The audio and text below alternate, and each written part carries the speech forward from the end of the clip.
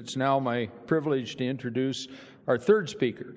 Brigadier General retired John Brown is an armor officer, a graduate of the United States Military Academy, class of 1971, and he retired in 2005 after 7 years serving as the Chief of Military History for the United States Army.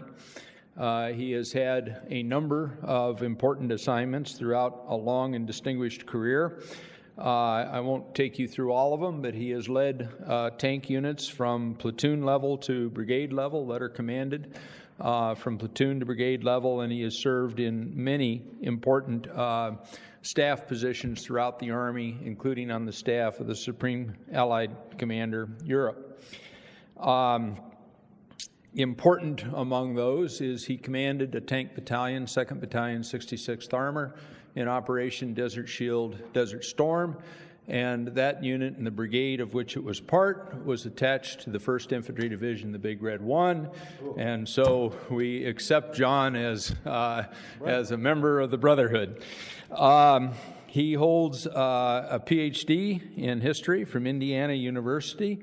Has been through a whole series of military schooling, professional schooling, including the United States Naval War College, and he is the author of many books, chapters, and articles on the history of the Army, including his much acclaimed book, Draftee Division, the 88th Infantry Division in World War II. John is a great friend of the 1st Division Museum and of the Army historical community. Has made many, many contributions, and it is terrific to have him back here. He is currently, among many other assignments in retirement, projects in assignment, a historical consultant to the American Battlefield Monuments Commission. I think you know that that's the agency that oversees all of our overseas military cemeteries. One of the initiatives of the ABMC over the last decade has been put to place interpretive visitor centers at many of those cemeteries. The first one was at Normandy. If you haven't been there, it is just a tremendous place that puts all of that sacrifice in historical context, and John was instrumental not only to the creation of that visitors center, but to this whole project of interpreting our cemeteries and monuments overseas. The other thing is that John shares with me a great amount of the responsibility for the merits and demerits of the officer corps of the Army since about 1984, because both of us were teaching at the History Department at the United States Military Academy at West Point then, and of course we polluted the minds of several classes worth of cadets who have now gone on to be the leaders of the United States Army. It's sometimes very arresting when we see 3- and 4-star generals in very, very senior positions who we remember as students struggling with American or international or European or military history. But it's great to see them succeed, and if you think they're great, then give us the credit, and if you think they're not so great, then give us the blame. But we did it ourselves. So, and here I'm using the About the Author page in this book, which I'm about to hand to him because he wants to refer to it.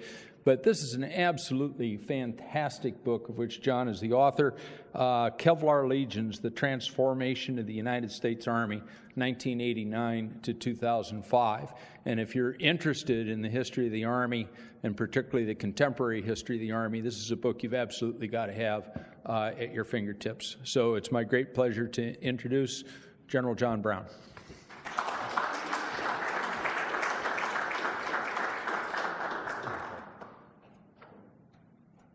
Thank you, Paul, and for that wonderful introduction, and thanks certainly to the 1st Division Museum, FPRI, and Carthage College for putting this on and inviting me to participate. I'm honored. And thanks also for all of you educators for not only your investment in our young people, but also your investment in the heritage of our soldiers. I'm thrilled that you would take the interest and the time to come and spend time trying to learn about our military history, our shared experience.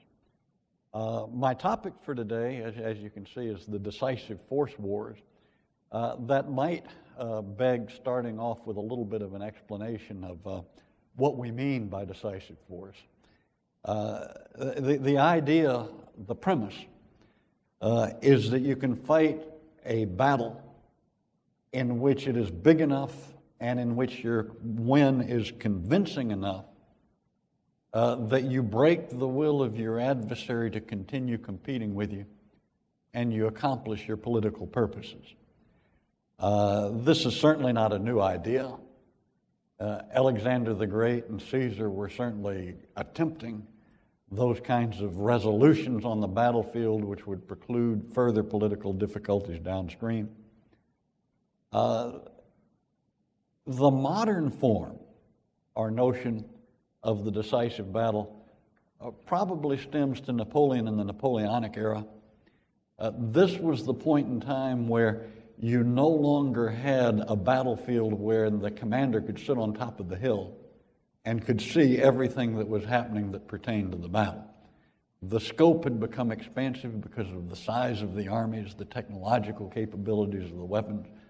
You had corps that were maneuvering dozens of miles apart and would converge on the battlefield from different angles. So we began to develop a concept called the operational art, a level of warfare that is beneath the grand strategy or the strategy whereby a nation tries to define what its overall objectives is and how it will achieve them in the grand scale. And it's above the tactical level where you have people who can see each other, shooting at each other and competing with the conventional weapons within their ranges. The operational level is the parlance of what we now characterize as divisions and corps and armies, a massive battle that's fought with tens of thousands of troops participating and national issues at stake. Napoleon certainly got this ball rolling, but the ones who advanced it the furthest by the mid-20th century were the Germans in the Franco-Prussian War, in World War I, and in World War II, and most notably within World War II, within the vast scale of Operation Barbarossa, their invasion of the Soviet Union in 1941.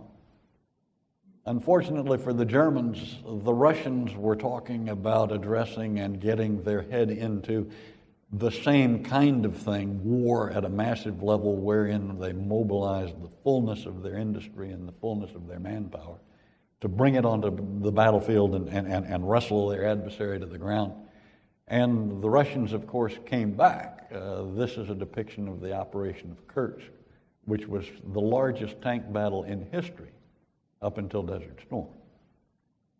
It was a larger battle with respect to manpower than Desert Storm ever came to be. It just was not the largest tank battle because Desert Storm had the most tanks. We never put the fine doctrinal polish on the operational art that the Germans and Russians do. It's not in our nature to refine doctrine in the way that they got at it. We tend to deal with precedences and experiences, and we don't have the same theoretical basis. But we certainly did participate in a war at the operational level and certainly did understand how to make armies and divisions work. And our unique contribution was the development of amphibious operations on that scale. Normandy, of course, was the largest and perhaps the most famous.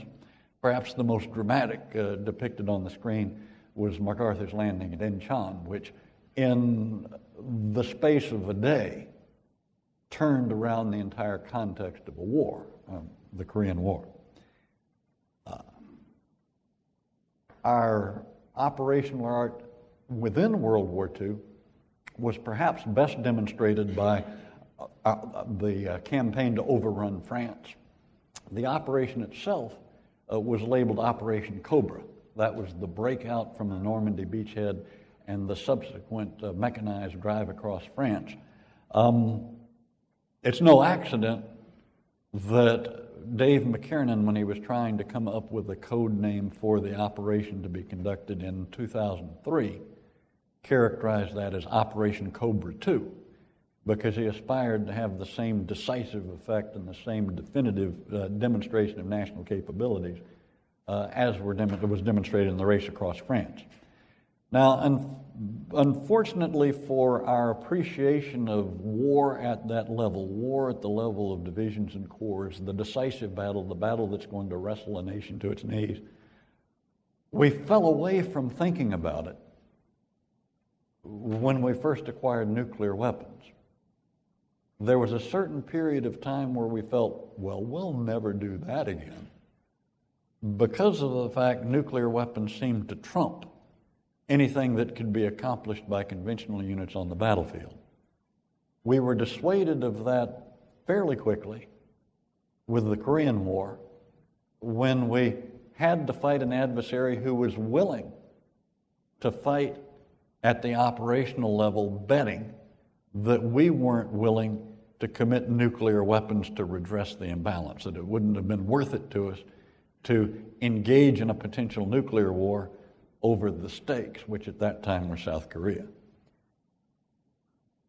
We got a further distance from the operational art with Vietnam and the long involvement with Vietnam, and between the preoccupation with the nuclear weapons and the expectations that our future adversaries were going to be like the Viet Cong, guerrillas, insurgents, fighting at a level that was not going to be particularly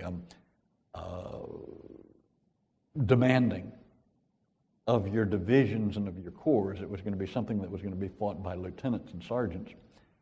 We acquired a robust doctrine for what's called low-intensity conflict, the kind of conflict we incidentally found ourselves in Afghanistan and Iraq a generation later.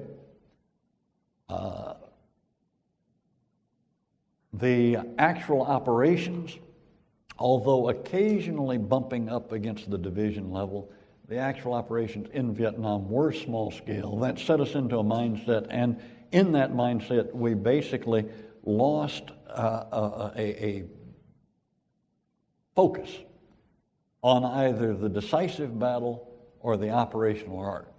For a certain period of time, we persuaded ourselves that we would never fight that kind of battle again. This reversed itself as we came out of Vietnam and we went through what was called the post-Vietnam Renaissance, a period within the Army where, doing all the soul searching after the results of Vietnam, the Army tried to come to grips with what its role would be or could be, and whether or not it would ever fight at that level that it had proved so proficient in the past. The specter of the Soviets dominated our thinking on this topic. During the late Cold War, the gnawing anxiety was that the Soviets, like the North Koreans before them, were going to bet that they could accomplish a fait accompli on the ground with conventional forces so quickly that we would not find it worthwhile to risk a nuclear holocaust to reverse whatever advantage they'd gained. So this notion that you could end up fighting a war beneath the nuclear level, but nevertheless requiring massive armies and divisions and corps, once again took root. And so once again we began developing the doctrine to deal with it. On Operational Art is a publication of the U.S. Army Center of Military History. I would recommend the Center of Military website as a resource for anybody who aspires to kind of get more information on our military history, because they've got a huge amount of material that's available to you immediately on the web. Because it's all government publications, it's all in the public domain, so you're free to use it any way you want to, as are your students. If you are going to make copies of it for distribution or anything like that, that's fine too. You just have to make a point of attributing it to the Center of Military History when you do so. The doctrine developed as an idea, but in the Army, no idea is worthy unless you build a bureaucracy as well.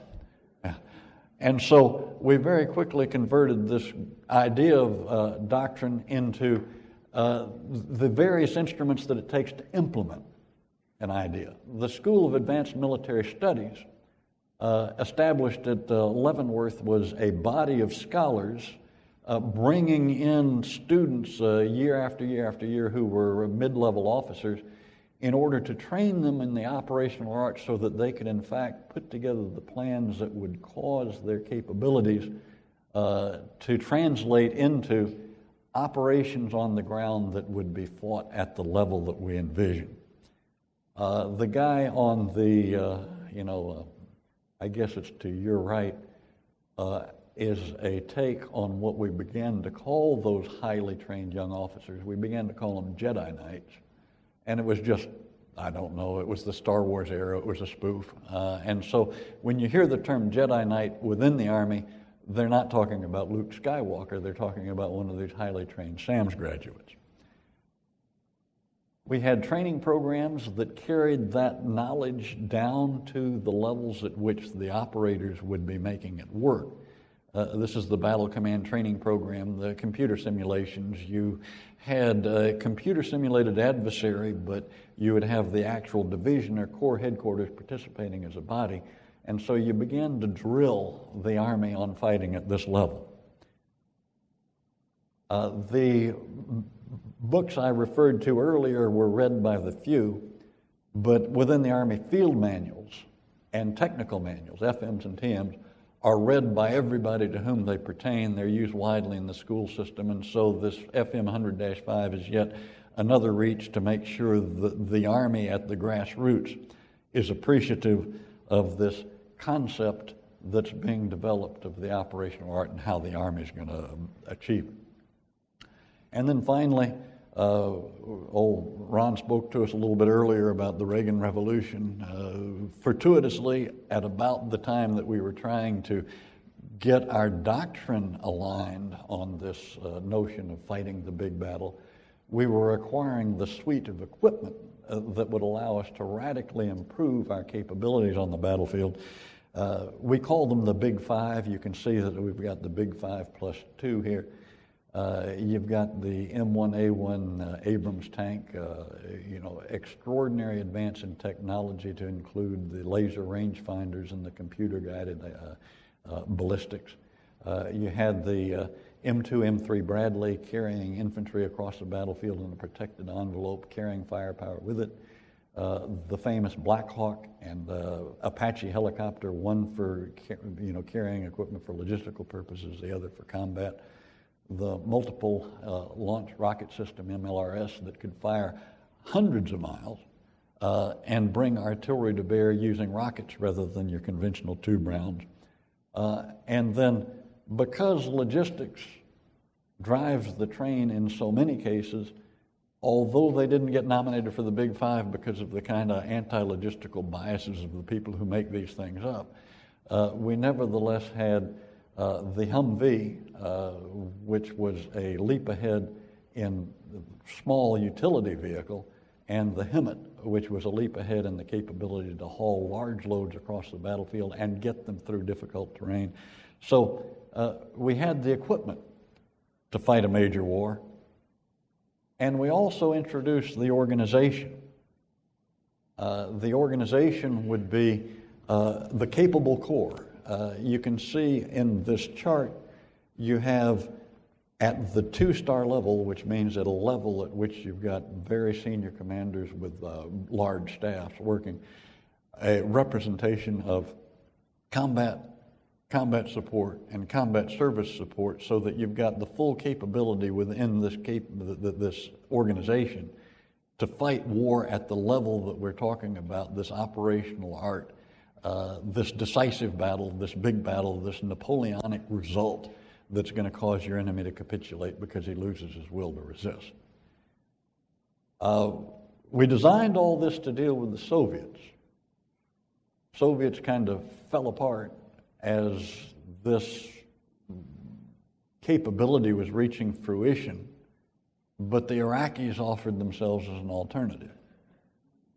And they came up with unexpectedly. I mean, Saddam Hussein, we'd always known he was a dictator and he'd fought a long war with Iran, and we didn't much care about the result one way or the other in that.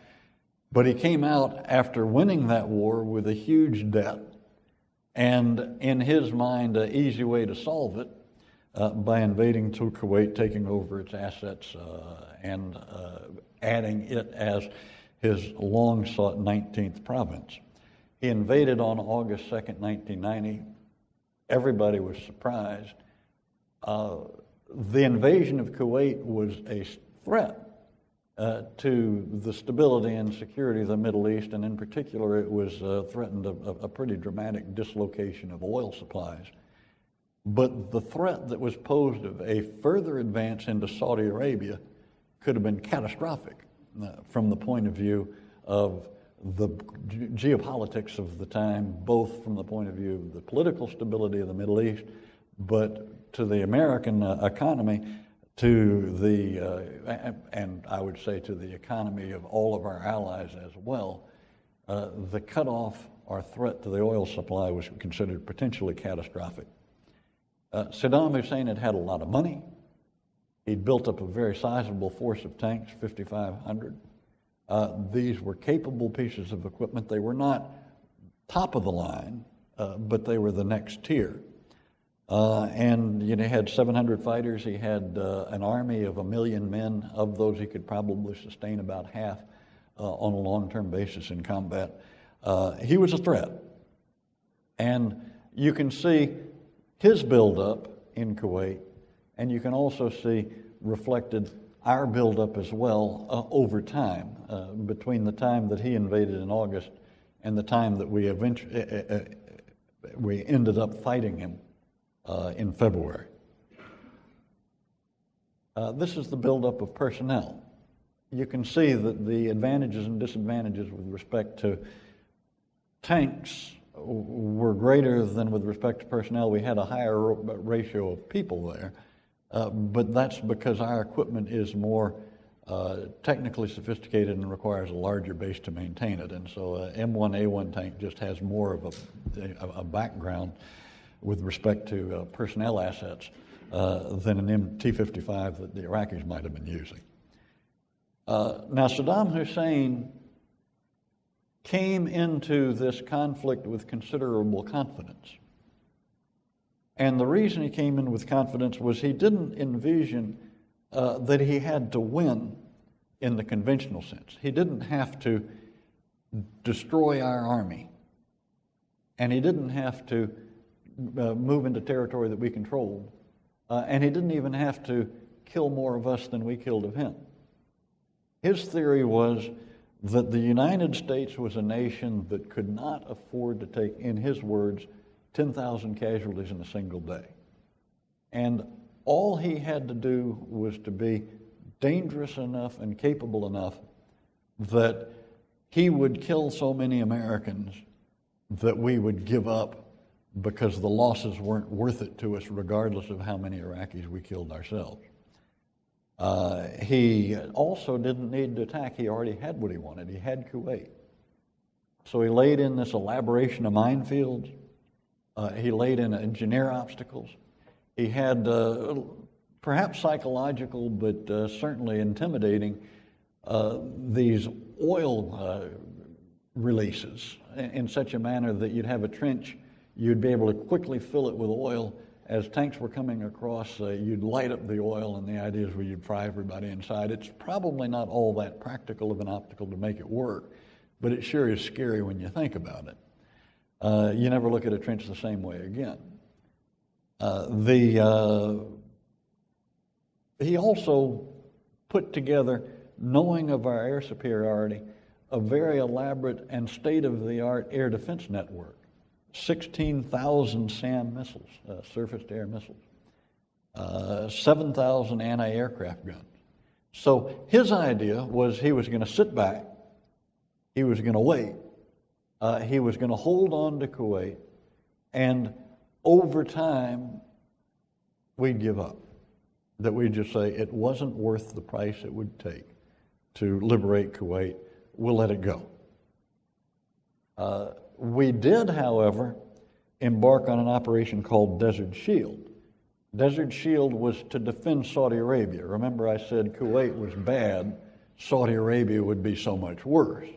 So we laid in the equipment and manpower to defend Desert Shield. It was a little bit of a slow start because Saudi Arabia is a long way from the United States.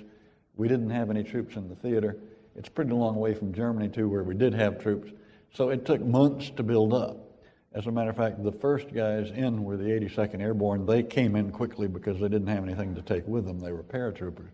But they referred to themselves as speed bumps, because they didn't think that they were going to be able to stop the Iraqi army. They just thought they'd be able to delay it long enough to make it, to buy time for the rest of us to arrive.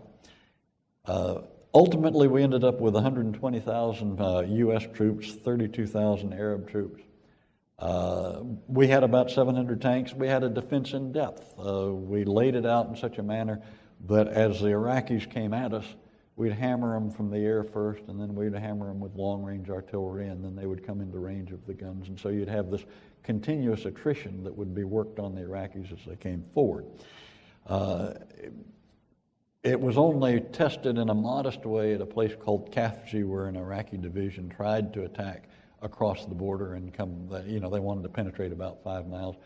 They made it about 2 before they were immolated. It just was a very capable defense that was, laced together, intending to protect Saudi Arabia, but not at that time sustaining the objective of liberating Kuwait.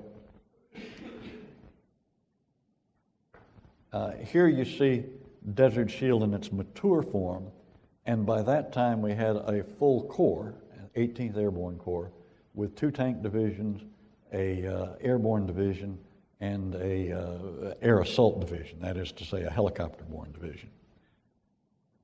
Once on the ground, we continued to train. Here you see what's called a rock drill. That's where you lay out the terrain and its map relationships, and then the soldiers, really these are officers, walk around it and try to identify where they're going to move, what they're going to do, how they're going to lay things out. And this is, remember I was talking to you about the operational art, this is on the ground trying to figure out how this elaborate doctrine can be made to work, and it's being done in every battalion with their officers on the ground, doing what, as I said, we call rock drills. In the course of the rock drills at the battalion level, the most important item that you want to keep in mind, of course, is your own weapons and their relationship to the enemy. Here you see comparative effective ranges for the M1A1, the T-72, and the premier 155 millimeter artillery for both the U.S. and the Iraqis. You can see that we had a considerably greater range. We were also considerably better trained. And some analysts said that our gunners, the guys who actually shoot the cannons on the tank, were twice as fast and 3 times as accurate as the Iraqis. Because of that, those are multiplicative, so one of our tanks would be worth 6 of theirs. I don't know where he got his information or how he pulled it together, but I do believe it. There was a huge qualitative difference between an American tank and an Iraqi tank on the battlefield before you even took the tactical circumstances into account. The artillery margin was much less.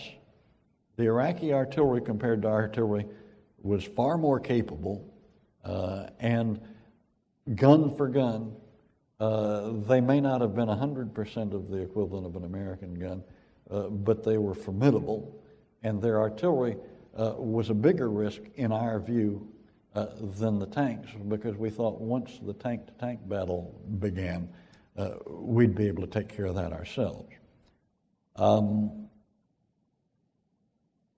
About November, a little earlier,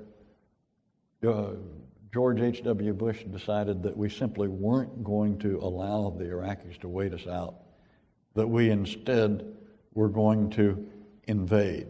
that we were going to liberate Kuwait. And that required a huge logistical buildup and a change in our frame of mind.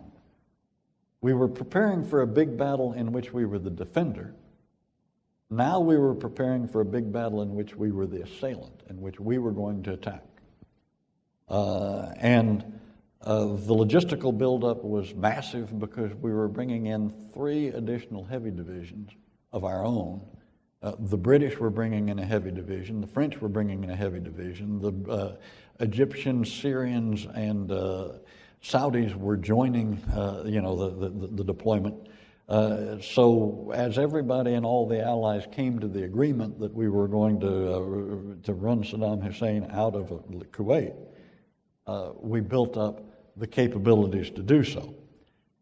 We also had the soul searching of what our objectives were going to be. A little earlier, we've heard discussion of it's a good thing to have an objective and to know what it is you're going after. The objective was not regime change. It was not that Saddam Hussein was going to be forced out and that we were going to take over his country. It was to liberate Kuwait, to free the prisoners that Saddam Hussein had taken, even those that he had taken into Iraq, to restore the legitimate government of Kuwait, and to defang Iraq. By defang, what was meant was that we were going to reduce its military capabilities to the point that it was no longer a threat to its neighbors, but in particular that was to make sure it had no chemical or nuclear capabilities. Those were the objectives, and a reason that we went to these objectives is because we had an alliance and we had to accommodate all of the allies and their druthers. And the Arabs, by and large Sunni, thought to get into Iraq would be a mistake because you would end up enabling Iran because the Sunni and Shia would end up being the Shia would offset Sunni dominance, and they preferred to have a government that was not unlike Saddam Hussein's, just without Saddam Hussein in charge. So we had to kind of pull our punch in that regard as to what we were going to try to accomplish in Iraq.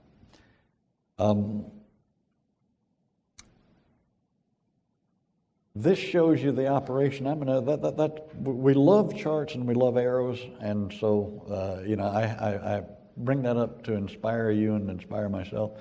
I'll pick it apart in a little bit of detail. I won't try to explain this one, but what I will say is that before the ground operations depicted on this map occurred, there was an air campaign of 38 days beginning on 17 January. And the air campaign started with the recognition that until we gained air superiority over the battlefield, we risked the very threat that Saddam Hussein posed of inflicting horrendous casualties on us. And so the idea was that we had to take out that air defense. We had some things working for us, but most notably it was the AH-64 attack helicopter, flying in at 75 feet over extraordinary distances, which kept it under the radar screen, using night vision goggles, using precision-guided munitions, using terrain tracking radar, and using the satellite navigation so that it could find its way across the desert without reference to other objects. None of these technologies had been tested in war before. It was first time. And they took the Apache helicopters.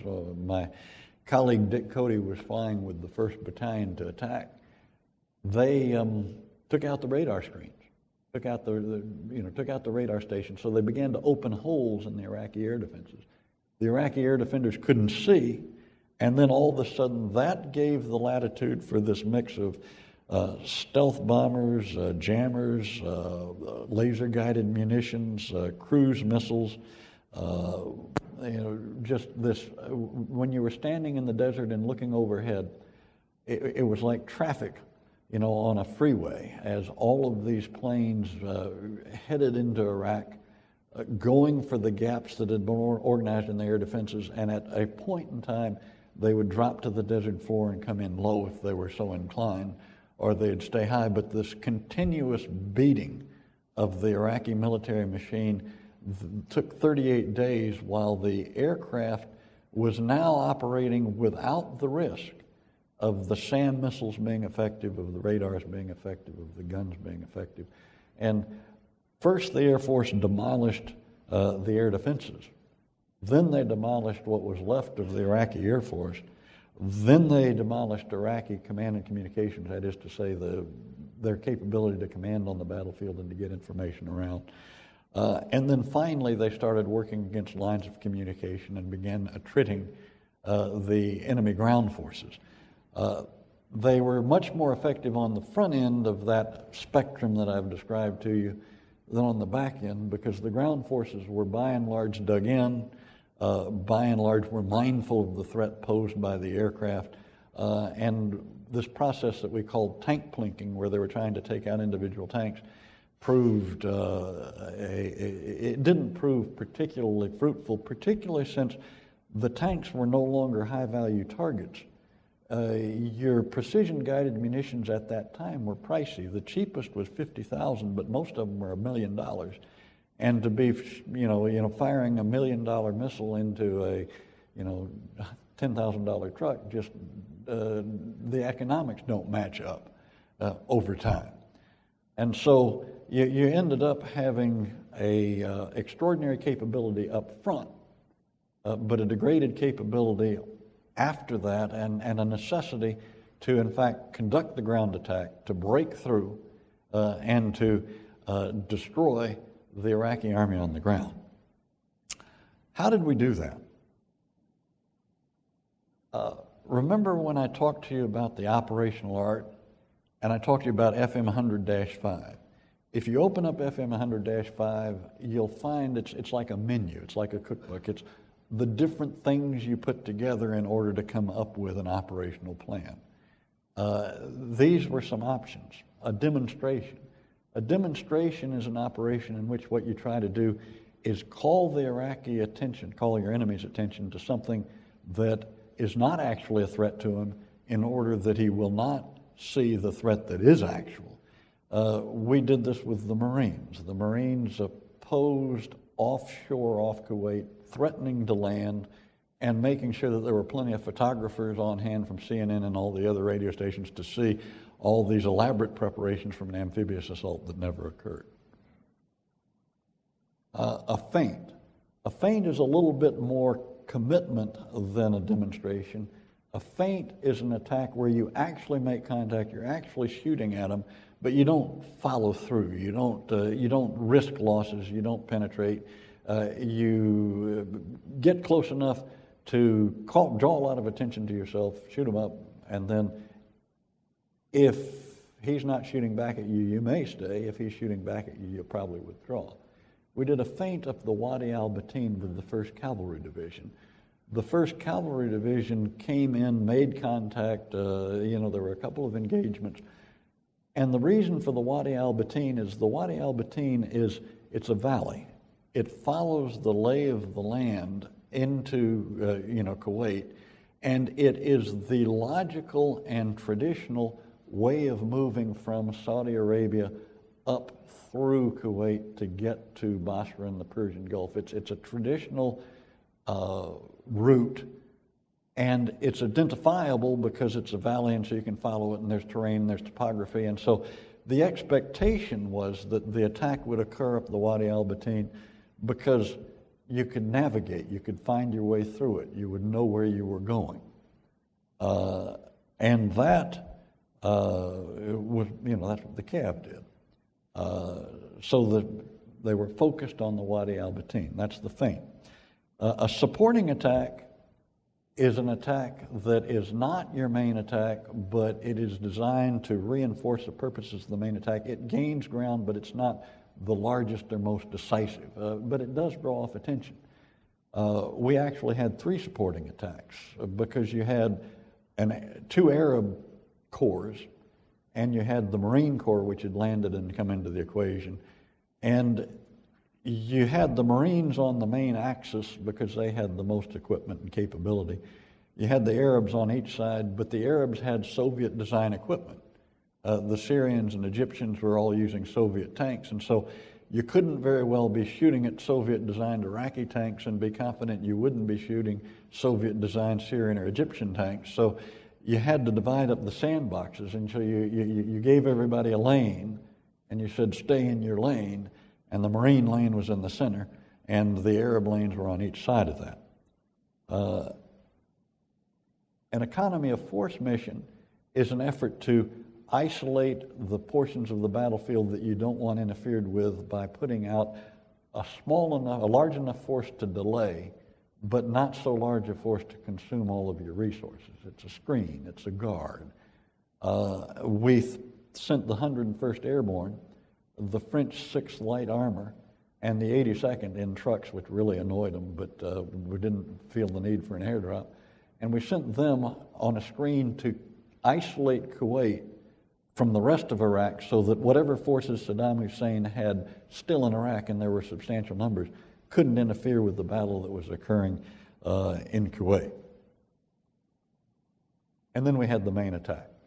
The main attack was the British 1st Armored Division and 4 American Heavy Divisions, huge corps, en masse. Now, you take each of those pieces, which I described to you as elements of the operational art, and this is something that folks now, they'd been trained for at least a dozen years to do. They knew what they were about. And you put it together, and this is the map you just saw, but changed to show it in its component parts. That would be Desert Storm. It all came together. The Marine feint caused the Iraqis to commit 4 divisions to the coastline of Kuwait. They were dug in waiting for Normandy to occur again. The Guard went across the desert and kept all Iraqi forces that were north of Kuwait from interfering. They never got into the fight. The feint draw attention down the Wadi al-Batin, and so the Iraqis were oriented southwest. And then the supporting attack started before the main attack in such a manner that further reinforced the orientation of the Iraqi army to the southwest. Then the main attack came through. That was the one that 1st Infantry Division was, a part of. Wall to wall, from horizon to horizon, all you could see were the M1A1 tanks 50 meters apart. The might of America on display. It was a huge attack. You had this depth of the artillery that was following, and then the combat support and the combat support trains. Divisions would have a footprint that was 20 kilometers deep. The tanks would be beetling along, and they would be going along at 12 miles an hour because 12 miles an hour is the speed at which you could sustain the gyro stabilization of your guns and be sure that you were accurate as you were shooting. The 12 miles an hour doesn't sound like very fast to you, but in a day that means you've gone 200 miles. That's a very sizable penetration. The positioning of the Iraqis was such that they were oriented southwest. We essentially rolled up their flank. They simply hadn't expected us to be coming from that direction. My battalion had 42 tanks on the front line, and as we were moving across the landscape, at most we encountered a dozen Iraqi tanks at a time. There was never, you never encountered like-type mass because of the angle of your approach, and so you encountered a dozen and then another dozen and then another dozen, but you never encountered all of them at the same time. And if you believe, as I do, that one of our tanks was worth 6 of theirs, that's as if we outnumbered them 20 to 1. That is decisive battle. That is the apex of the operational art. For a generation, we had been working to recover that capability that we had lost in Vietnam. And then, the stars aligned, and for whatever reason, that became the kind of battle we were invited to fight. point of this slide is it wasn't just doctrine, it was a combination of doctrine, organization, training, knowing the soldiers, the material, the leadership. It takes a full suite of capabilities. We did have flaws. There was an incapacity to fully appreciate the battlefield because there was a division between the capabilities to communicate at the highest level and the capabilities to communicate at the lowest level. You had intelligence failures. You had information that was not shared. And so you had this particular snafu between Franks and Schwarzkopf, in which Schwarzkopf wanted to land at Safwan and have the parley with the Iraqis be there, and he didn't know that the Iraqis still controlled it because he thought Franks had taken it and he hadn't. And you had this gap, this imperfect picture of the battlefield. You had fratricide because your tanks could engage at ranges that were more distant than they could identify their targets. You had a dearth of logistics in that we ran out of fuel just when we were getting there, but we also ran out of precision-guided munitions. You had a little bit of a coalition snafu of, well, what do we do next? Fortunately, Kuwait was a friendly country. The Kuwaiti army was capable. You could turn Kuwait over to the Kuwaitis and just stay out of the towns and villages and exposure to, local issues. In Iraq, we did the same thing, essentially. We stayed away from the civilians and just sat on the oil fields until such time as Saddam Hussein capitulated. Considerations. I've talked to you about the rebirth of the operational art using Desert Storm as the example, the decisive battle. It just happened, to use a metaphor used earlier, there was a nail and we had a hammer. It fit. I talked to you about what could be improved.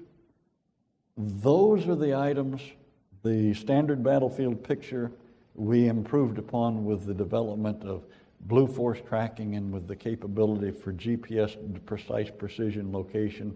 And we reduced fratricide by the virtue of making sure that there was this continuous flow of information so everybody knew where everybody was, what was called blue force tracking. We increased the depth in particular of our precision-guided munitions by going to GPS variants that ended up costing less than $10,000 a copy, and so you ended up having this proliferation of GPSs so you wouldn't run out. And combined operations, we've already spoken to not having much improved in that regard. But these improvements all weighed very heavily in our second adventure into Iraq, the invasion with respect to Iraqi freedom, and our performance up until the war tilted into an insurgency and ceased to be a conventional operation was even better the second time than it was the first time. With far fewer forces, we achieved much greater results, and we knocked off the Iraqi regime, and we did in fact have a regime change, and we destroyed the Iraqi army. Someone else is going to talk to us about whether or not having achieved that decision, which is to say the destruction of Saddam Hussein's government, we were able to pivot into the insurgency and handling it with the kind of fidelity that we should have. I examine that in this book. I come to the conclusion that we did better than anybody else could have, but that doesn't mean the job was done as efficiently or well as it could be. I'm afraid I've gone on just a little too long. I wanted to make sure, though, that I gave you appreciation of the nature of the fighting in Iraq and the extent to which that represented decisive force and the kind of war the Army envisions being its mission. It's the kind of war we were prepared to fight. As you can see, we did exceptionally well. If that kind of war presents itself again, hopefully we will again have the same capabilities and the same resolution to bear it out. It's not the only tool we can afford to have. You can't go around the world repairing your house and only take a hammer. But we do have a hammer. I'm sorry. Any questions? Thank you very much. Yeah.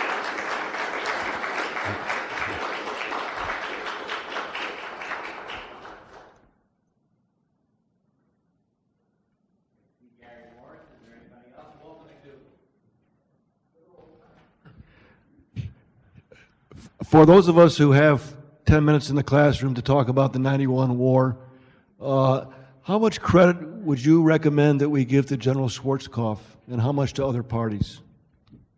I think Schwarzkopf deserves a lot of credit. I mean, he did have a great many Jedi Knights working for him, but he ultimately had to make the decision. I think his decision to move all of the 7th Corps as far west as he did as the air campaign had eroded the Iraqi capabilities was a gutsy move. I think it was unfortunate that he and Franks got into that personal snit, because I have huge admiration for Franks, but I think Schwarzkopf deserves due credit for the result that was achieved.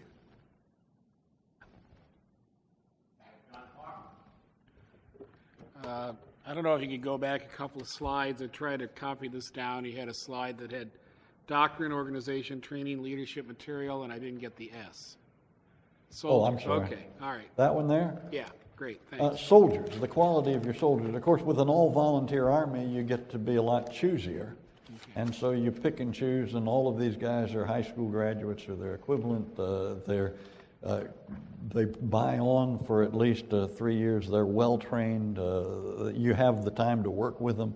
A lot of them choose to re-enlist, and so you have a very high-quality soldier that you're putting out on your equipment, which is technically sophisticated and needs a very high-quality soldier.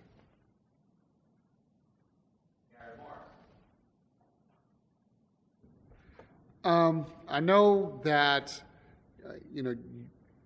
in looking at Iraq, that's really what the Army had trained for since Vietnam, and the idea that being able to fight that decisive battle.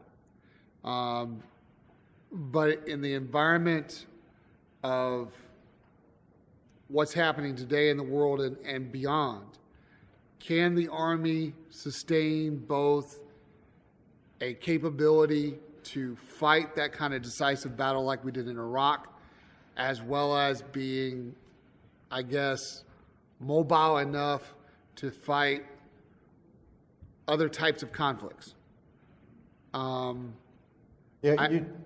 You tend to have to focus on the fight you're in, and you don't deal with the flame that's going to burn you worst. You deal with the flame that's going to burn you first, and so you do have to be mindful of that. It's a little bit like a football team. A football team drills against the opponent it's going to face the next Saturday, and so you don't have you don't prepare every play, every contingency, and rehearse them with equal energy, getting ready for Saturday's game. You get ready for whatever you can do on Saturday. But you have to maintain the intellectual capability, the intellectual flexibility, and this is where the military educational system is such a premium, and this is where forums like these are such a premium. You have to have the mental agility to know what right looks like when you're fighting at any particular level, and then as the situations and circumstances clear and your adversary becomes apparent, you employ more energy for your conflict that's most likely. We were preparing for the Soviets. The Iraqis presented themselves as surrogate Soviets. We were ready.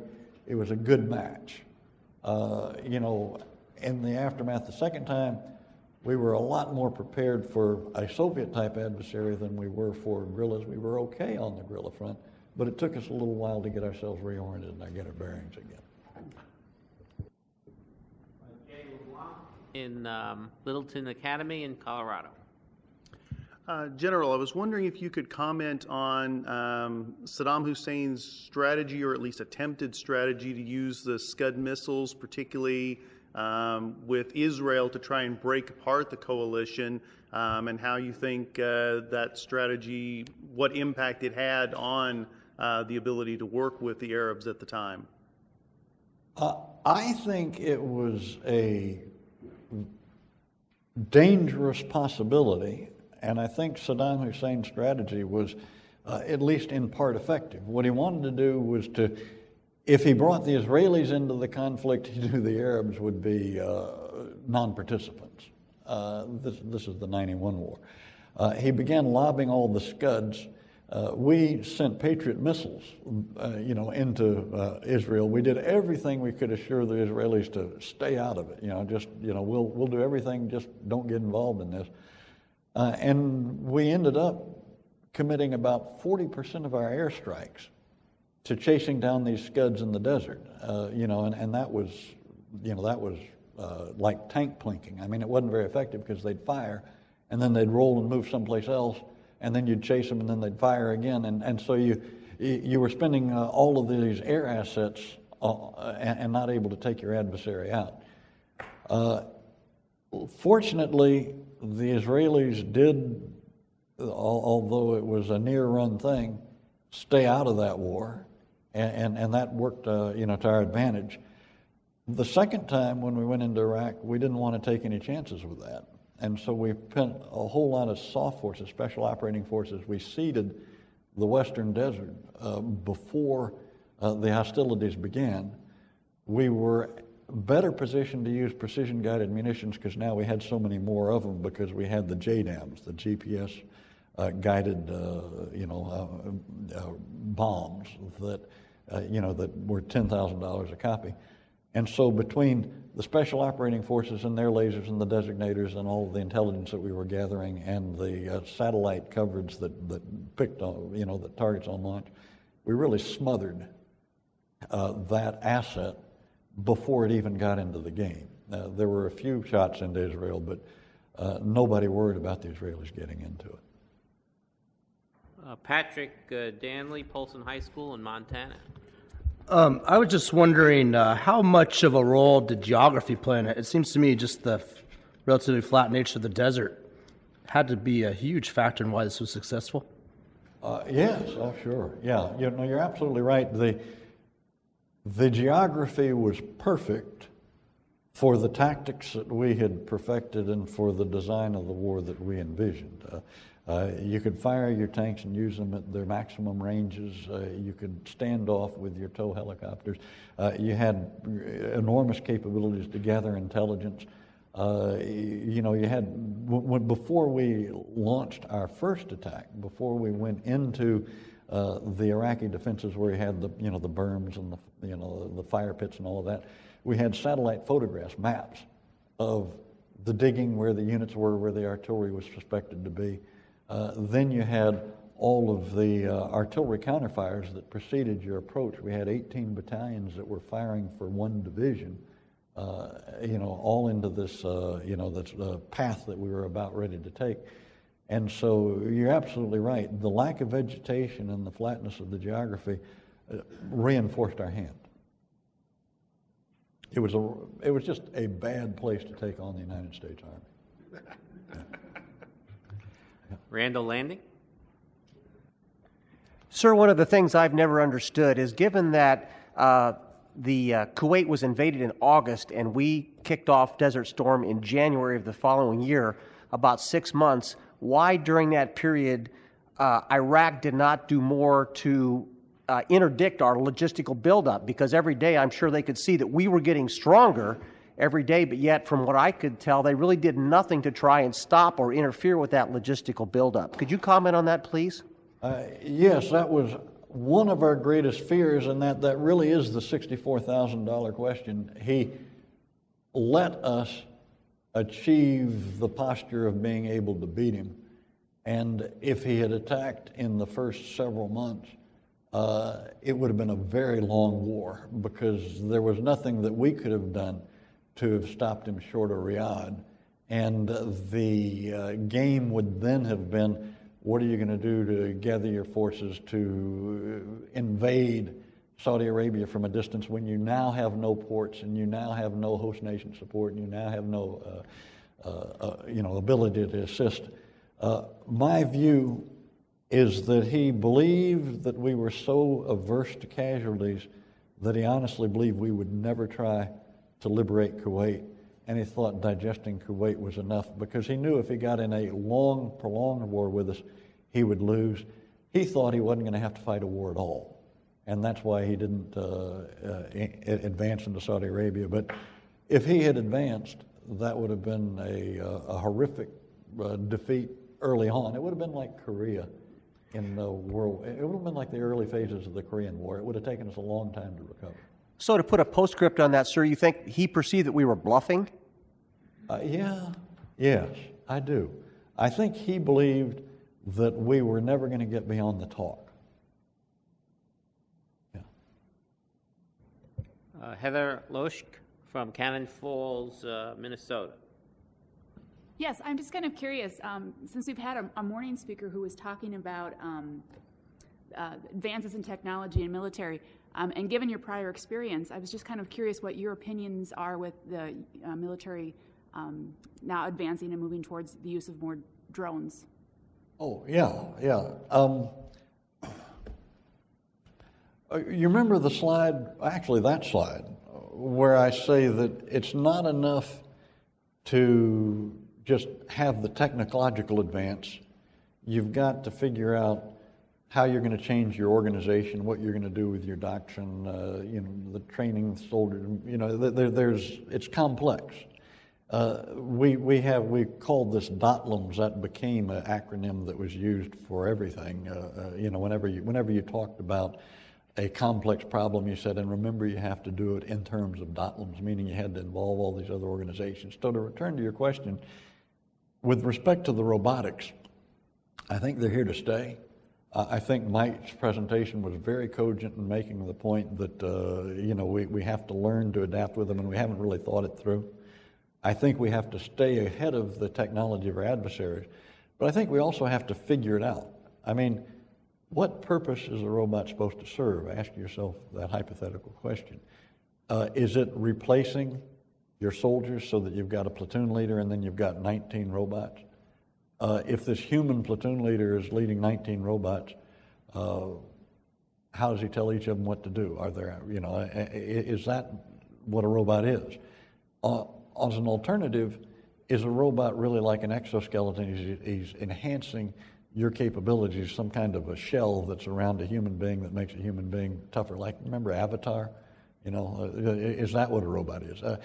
We do have to cope with the fact that robots are here to stay, but we also need to do a lot of deep doctrinal thinking of what role they're going to play so that they don't just become kind of gadgets. They somehow integrate into a military doctrine that can affect the will of your adversary to resist you. Was that too long? Yeah. Incidentally, I don't mean to advertise, but in Kevlar Legions, that's one of the thoughts that I came up with is this is supposed to be describing Army transformation as it kind of came to a culminating point in 2003. History doesn't end. There's going to be another Army transformation. The next Army transformation, I think, is going to be based with and dealing with robotics. We need to go back and see the holistic solution that we applied to achieving digitization and figure out how we can make it work when we're going for robotization, if that's a word. John Parkin.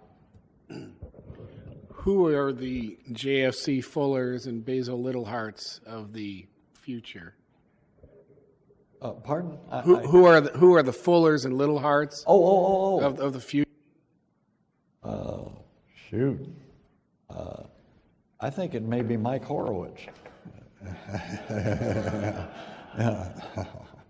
He'll do for one.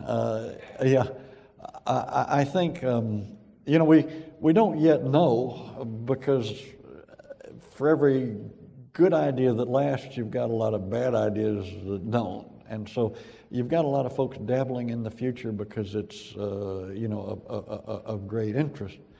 And so I would hesitate to identify a single one of our authors or our colleagues, but I think that you'll find that FPRI and 1st Infantry Division, Carthage College really did their homework trying to pull together this panel to bring you a mix of experiences, backgrounds, and intellectual assets.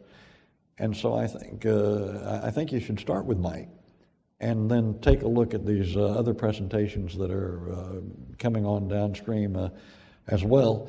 For example, James is going to be talking about the missile threat and nuclear weapons, and are they in fact antiquities? Are they relics of the past? Are they something that we still have to take seriously, and if so, in what way? That's futurist thinking too, even though you look back at it. I'm sorry if I kind of waffled there, but you've got a lot to choose from. I mean, you've got a lot of people who are writing about it. General, you're not the first person to say that about Michael Horowitz, by the way. Oh, okay, all right. Well, then I'm in good company. Michael Anderson from Orange, California. Sir, in your opinion, has anything improved from 1991 until the present day in terms of fratricide reduction with respect to fire support coordination and control measures? I know that we had a serious issue in the first Gulf War with friendly fire deaths, quote unquote. There were more friendly fire deaths in the initial invasion of Iraq in 2003, specifically in Nasiriyah, where we had a number of Marines killed by A-10 airstrikes. Has anything really changed in the last 20 or so years? Yeah, I don't think you'll ever achieve perfection. I think you'll never reduce the risk to zero. But I think we've hugely reduced it, and I think that the experience of fratricide in Iraqi freedom was hugely complicated by the fact that you had much more of a likelihood that folks were going to get lost on the battlefield. And that's not lost in the sense of, I don't know where I am, I have no idea where I am. It's more getting out of your lane. When you have that many tanks moving and you've got that much firepower, and you get somebody who strays a kilometer off of where they're supposed to be, all of a sudden they're in the line of fire of somebody else, and that person can't identify them as friend or foe, but they know there's not supposed to be anybody out there except the foe. And so you ended up having this paralysis of the tactics because we had a number of episodes of fratricide. Out of 146 people killed, about 35 were the results of fratricide, we believe. I think those percentages were far smaller in Iraqi freedom, although everyone you lose is a tragedy, and you take it to heart. But I think two things radically improved our chances with respect to fratricide. One was the global positioning system, the capability for everybody down to the individual to know where he was precisely and from moment to moment. And you also had blue force tracking, which allowed you on a screen to see where all the friendlies were and to see people who might be coming off of where they were supposed to be, so you wouldn't engage somebody accidentally. We have not had an improvement in what we'd call like through sight capability, or a capability the Air Force has got IFF, so you identification friend or foe. If you're about ready to shoot on another aircraft, you shoot at a laser, it comes back and it tells you if it's a friend, and so you don't shoot. You don't have that kind of capability with tanks, vehicles, or individuals now, and maybe you never will. It seems to be a technological leap we're just not capable of making just yet. But in Iraqi freedom, in Desert Storm, by the fourth day of the war, our tactics were extremely lockstep, almost constipated. We were very careful about every movement because we were very conscious of fratricide. So we became more and more rigid, linear, and paralyzed as Desert Storm went on. With Iraqi freedom, the opposite was true. As the battle progressed and we were approaching Baghdad, we became more and more fluid, more and more confident, because people were increasingly confident that the Blue Force tracking was working, that the GPS was working, that they knew where they were, that they knew where their buddies were. And you had one day, it was I think the 31st of April, you had 5 separate attacks all occurring at the same time across about a 100-mile front, with all of these brigades each going in a different direction. And no one would have thought of trying to do that kind of, series of pirouettes in Desert Storm. It was just, it was a leap ahead.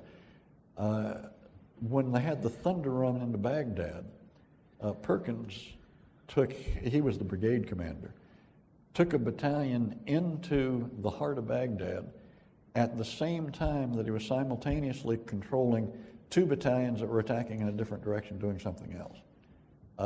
And so I don't in any way want to diminish the fratricide that has occurred in Iraqi freedom, but I think it's an order of magnitude less of a problem than it was in Desert Storm. And an awful lot of people worked an awful long time to try to improve upon that situation. I mean, that's a case study in the Army trying to come to grips with a horrific problem and in part succeeding. There are more questions, but I'm afraid we're out of time. We thank you, General Brown, for a very clear exposition of Operation Desert Storm, and we'll take a break and be back in 15 minutes. Thank you. Thank you. Thank you.